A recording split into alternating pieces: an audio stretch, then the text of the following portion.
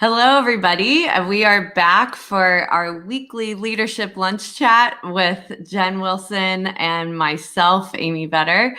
So, Jen, welcome to Friday lunch chat. Hey, thanks. Glad to be here. Yeah, so we have a lot we want to discuss today. Things have been definitely coming up as we're talking to firms and seeing the changes that are being made, but also how their thoughts are around future planning. And we've got our thoughts as well.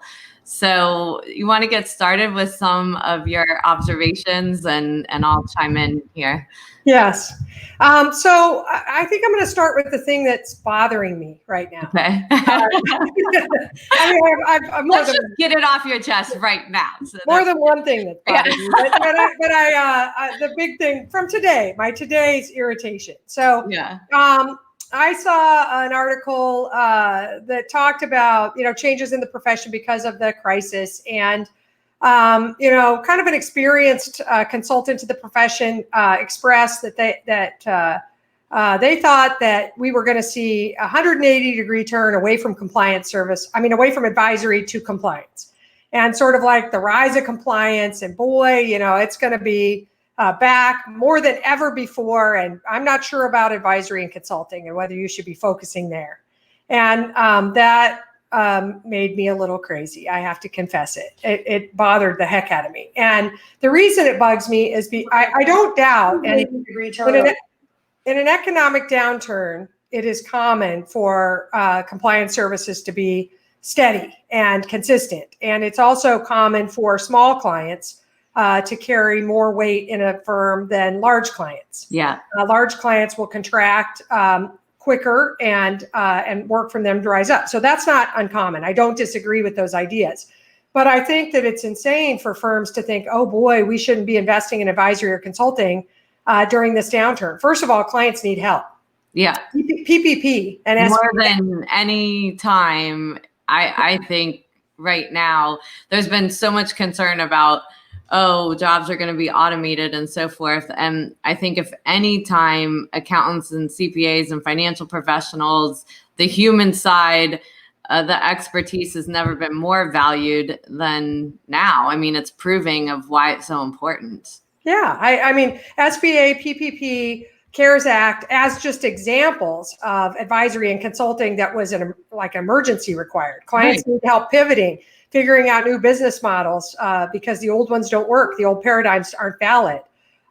There's so much that clients need on the advisory side right now that firms, while compliance could take over because we have this deadline looming and we could over focus almost on compliance and forget to help our clients with the stuff that's really going to make or break them.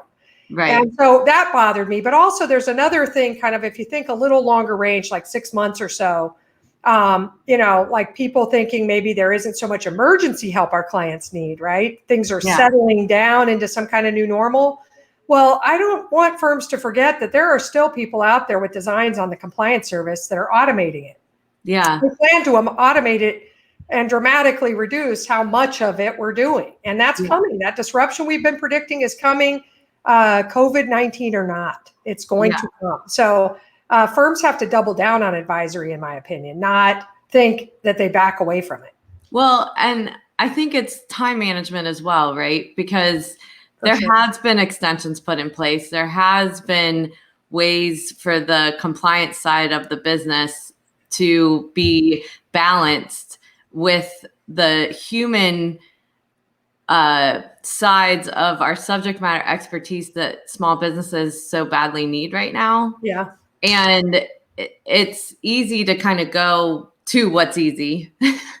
Not that it's easy to do compliance work, but that's, where the comfort level is. And it's really important to start stepping back from the work and saying what could actually be extended, because right now someone needs a conversation, someone needs advice.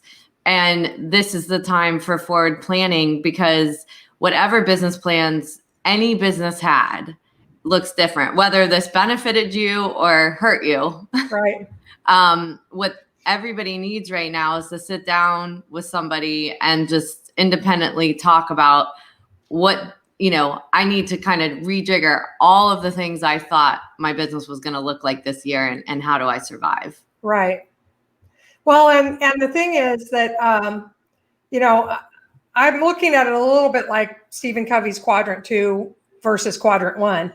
I could just spend all my time in deadline land and not allocate the resources to work on this very strategic, very important thing our clients need.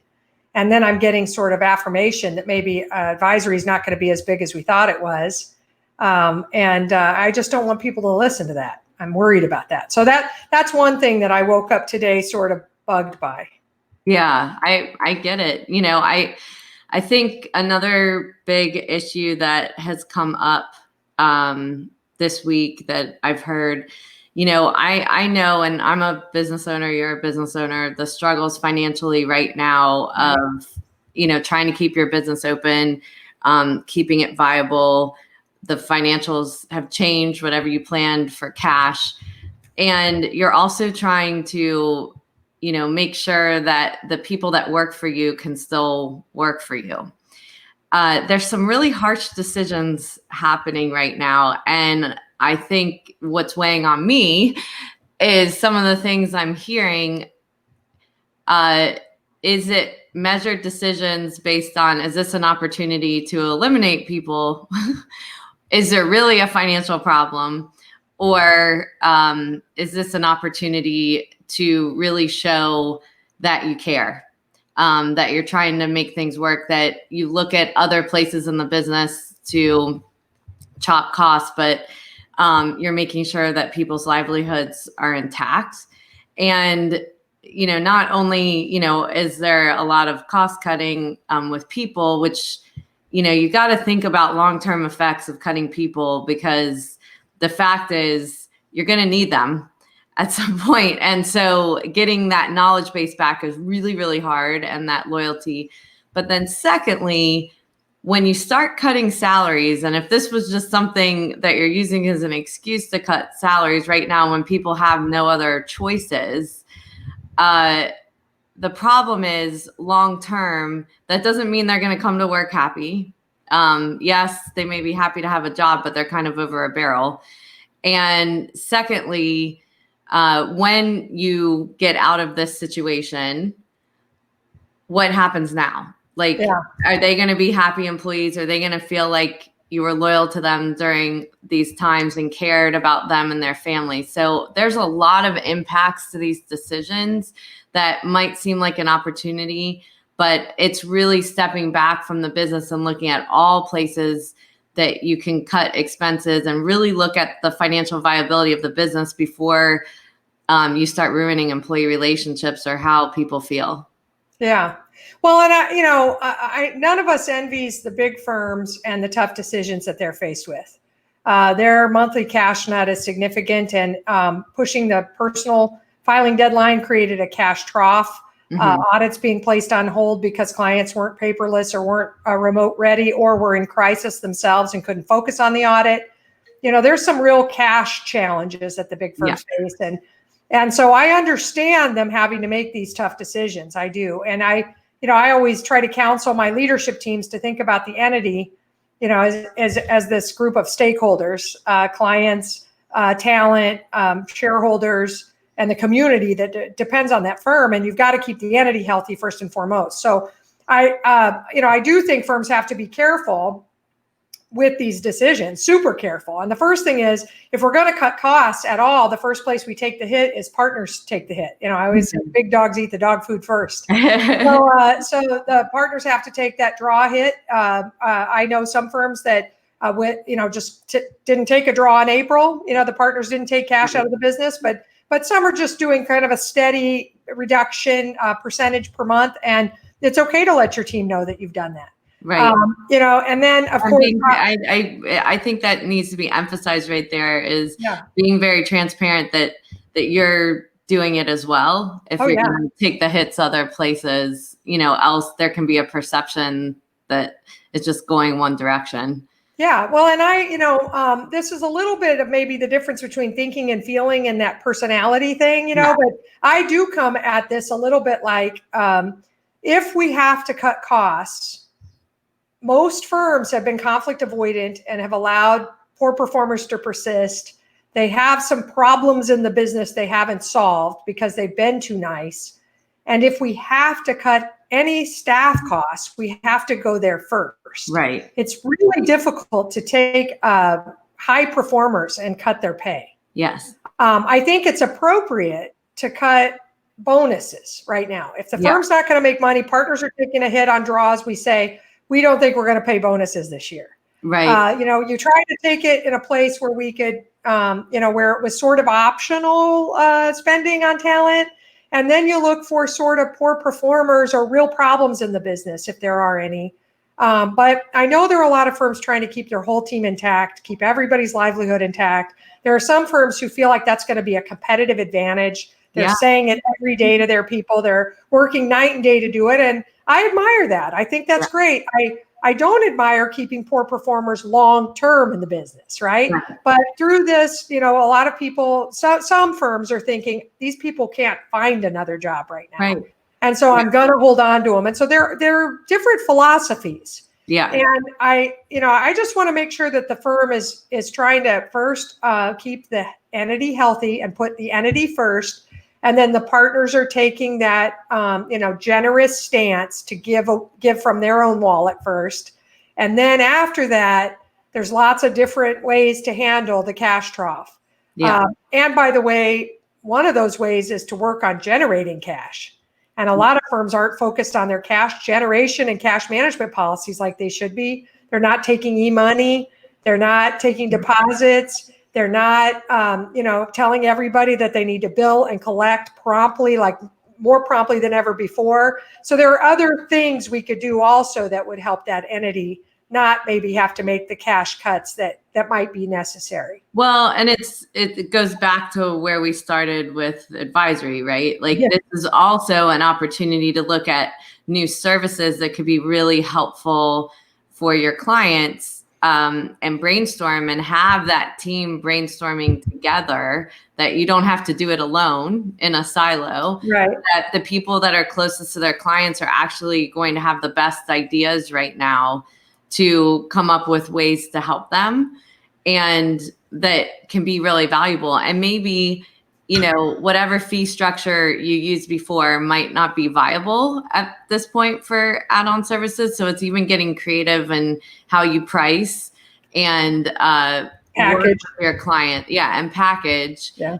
So that you're not just thinking the way you've always thought before, because there's actually new opportunity from, any kind of downturn or things that we're dealing with.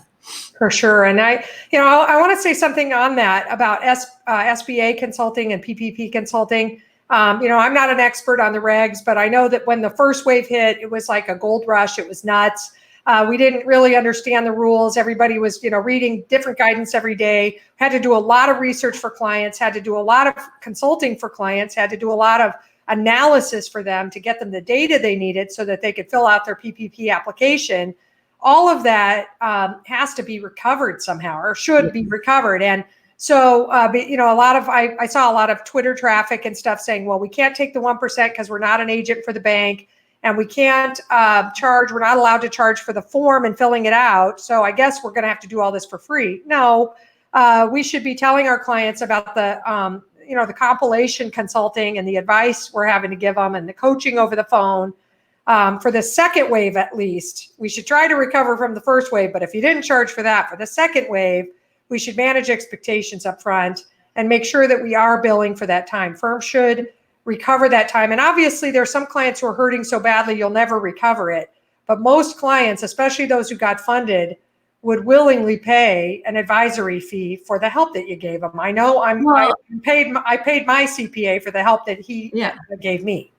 Well, but this goes back to pricing and packaging. Yes. So if you're already in an advisory relationship and you're billing monthly, these are the types of things that you are doing as an advisor. And, I look at that as almost like an insurance policy, right? Like some months your clients really need you and some months they don't.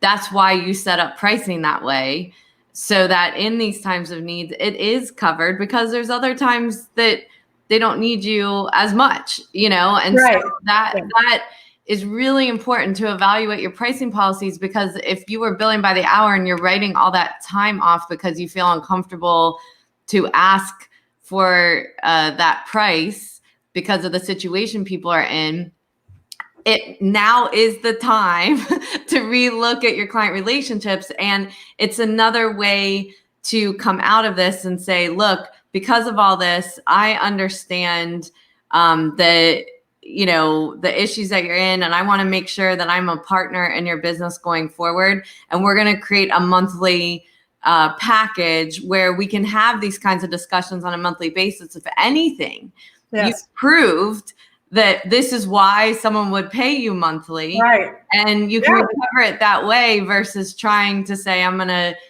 bill you back for the, 2 months or whatever. Just change the, work to change the relationship. And everyone's going to feel more loyal to their account if you actually looked up from the work and helped during this time, I agree. And I think you've got a proof of concept here. You could point to, hey, client, you really needed me here. I try to have some of my firms, I try to get them to look at this advisory packaging and pricing and this monthly idea as coaching. I run a coaching business. We're in the consulting and coaching business. And we have clients who pay us on an annual basis, sometimes quarterly, sometimes monthly. Sometimes they want to pay the whole thing up front, depending on the time of the year they're doing it. And then they have monthly services, and they can contact us, and we have coaching and discussions, and we reach out to them when we think there's something they really need to be thinking about or know about. And none of us is worried about, like, did that cost a quarter hour, and did I enter time? And they're not feeling nickel and dime. They know what to expect. And CPA firms can completely follow that model. I mean, it's identical. Your clients need the same stuff from you. So, and it won't be every client. Not every client will sign up for that, but the ones that do, those are your best clients. You have the biggest impact on them. Maybe you won't hold on to all the ones that don't value you as much later, because you could do more of this cool advisory stuff and the compliance stuff, and have more of a steady cash flow and all those things. There's a 1,000 reasons to do it. Absolutely. So we're getting close to the end of our chat this week. Yes. Any closing thoughts that you want to leave our chat with this week? So there's never been a more important time ever in the whole history of the profession that I've been part of for a long time to be a trusted advisor, to be a coach, to figure out your firm's strategy for that, and get out there and proactively continue to do that through the summer here. Figure out how to make that a priority for your firm. And I think if you do, you're going to be astounded by how many clients value it. And if you package and price like we've talked about, I think you'd be interested to find out that you're selling new engagements at a time when maybe other people aren't.